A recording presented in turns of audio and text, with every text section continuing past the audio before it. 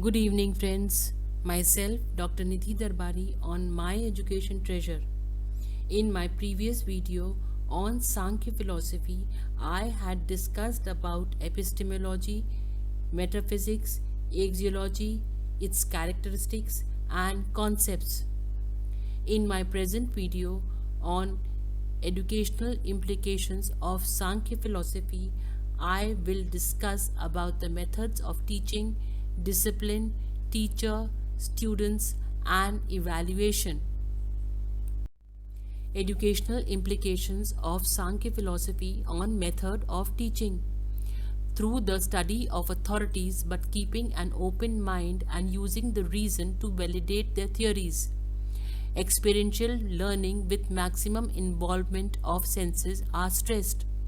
Activity-based learning includes projects, practical work, etc., enabling the development of observation and logical reasoning. In Sankhya philosophy, the following methods are recommended after deep analysis: dialogue, observation, lecture, experiment, questionnaire, and other scientific techniques. The six methods which are utilized in Sankhya philosophy are perception, inference, verbal testimony, comparison, implication, and absence or anuplabdhi. Perception. Perception refers to as man perceives through analysis and synthesis. It is of two types. Bare sensations.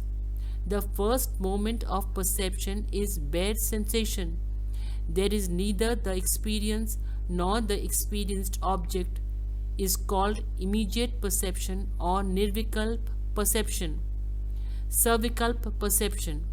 It implies criticism and the objects are completely ascertained with reference to which quality, function, and other characteristics.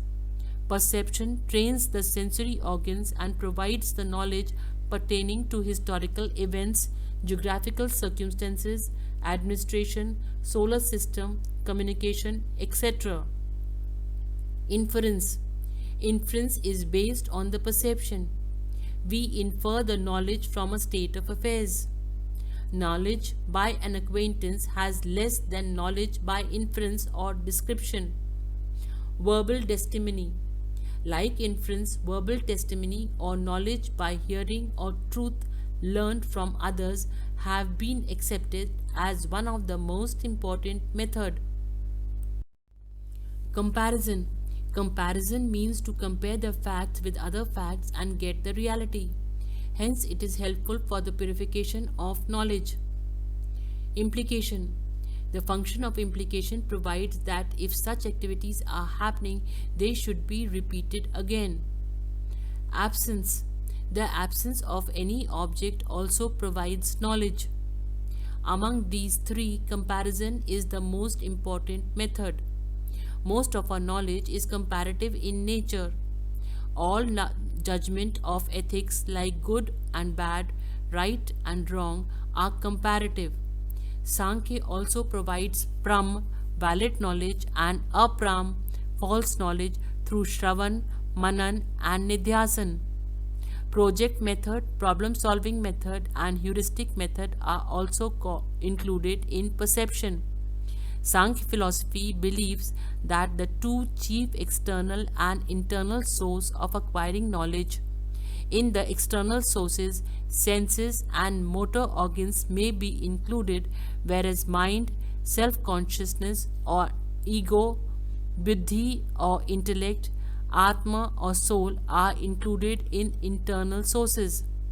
According to the ideal of this Sankhya philosophy, mutual cooperation between the Prakriti and Purush is very necessary. It divides three methods of acquiring knowledge. They are word method. It is the method in which we accept the words of an honorable person and gets knowledge from the books written by them. According to Sankhya philosophy, it is not possible to acquire knowledge by inference method. Word or statement should be believed, but the learner should weigh the knowledge on the basis of direct knowledge.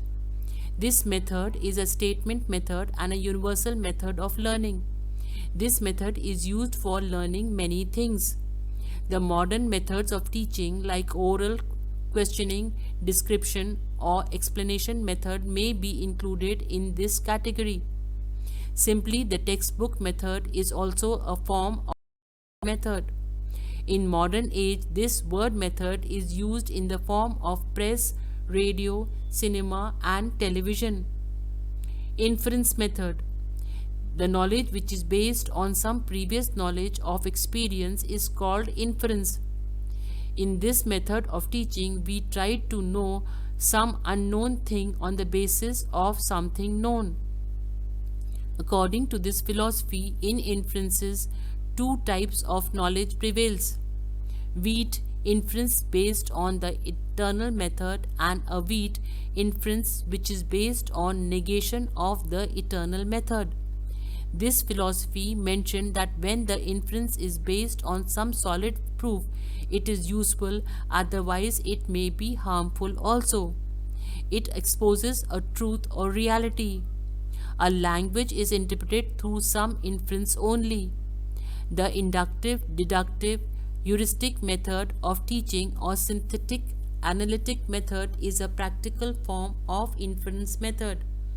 A researcher takes the help of inference method in his research work. Direct method. Learners acquire knowledge through his senses. It is acquired knowledge reaches in our mind, self-consciousness, and intellect. This knowledge becomes knowledge and is useful in life only when senses, mind, self-consciousness, intellect, and soul are in perfect harmony. The cooperation between matter and spirit is essential for acquiring this type of knowledge.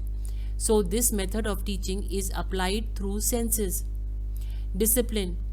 The Sankhya philosophy recognizes the concept of discipline advocated by Yoga philosophy, according to which yam, distinct in thought, speech, and deed, and niyam, the rules of everyday liking, are the first two principles of discipline.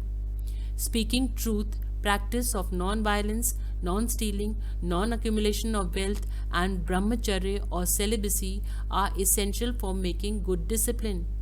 According to Yoga, niyam is the second factor of discipline, and Yoga represents 5 principles, that is cleanliness, contentment, penance, self-study, and surrender of everything to God.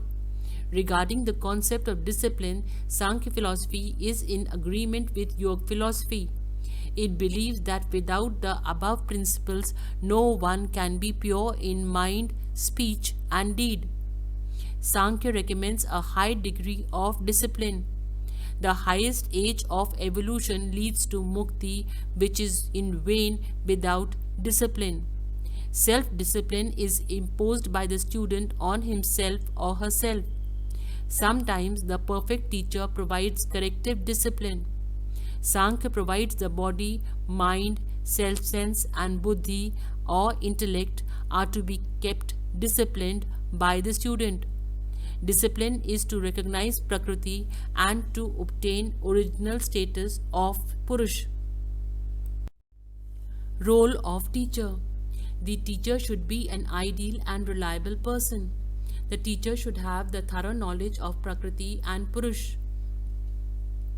According to Sankhya philosophy, to such a teacher alone can impart knowledge to his students. The teacher is to be a facilitator of development of innate potential of the child. Place of student. Sankhya philosophy believes in the plurality of soul because it is multi-psychic philosophy. Soul is not only one but many, and each soul has its own individuality. It respects the individuality to each student. A person possesses all the 3 attributes, that is Sat, light or knowledge, Raj, action or activity, and Tam, indicative of inhibition, heaviness, and indolence.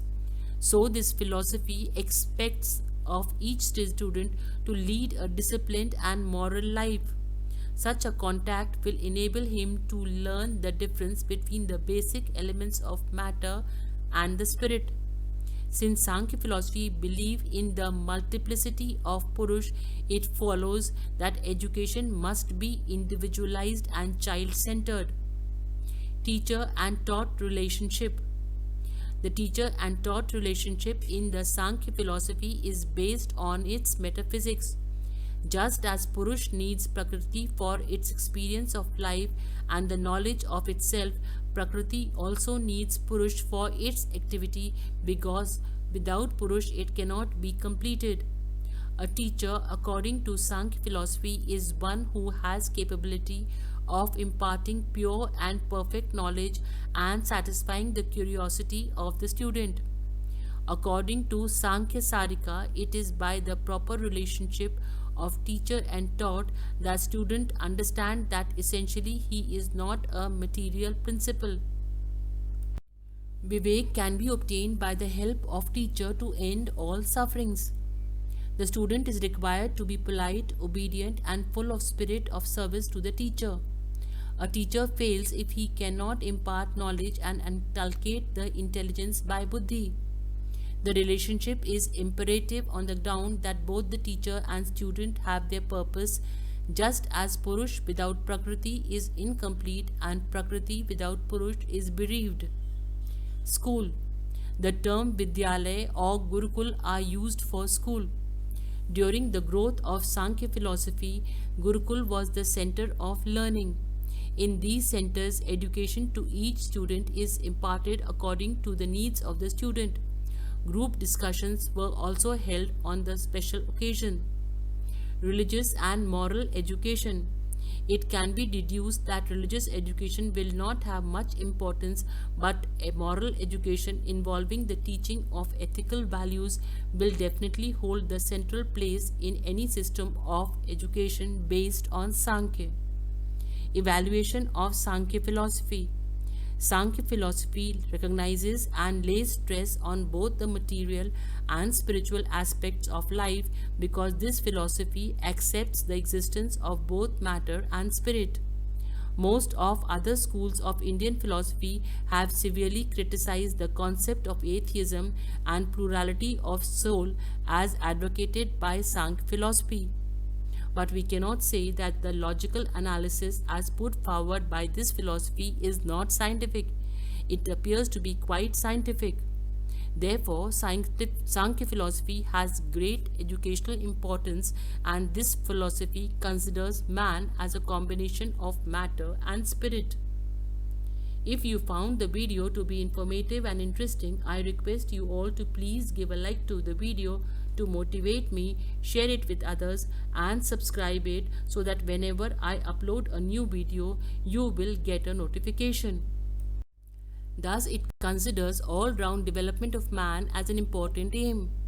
The concept of development warrants diversification of courses and multiplicity of subjects in the curriculum so that it may fulfill the needs of all the individuals.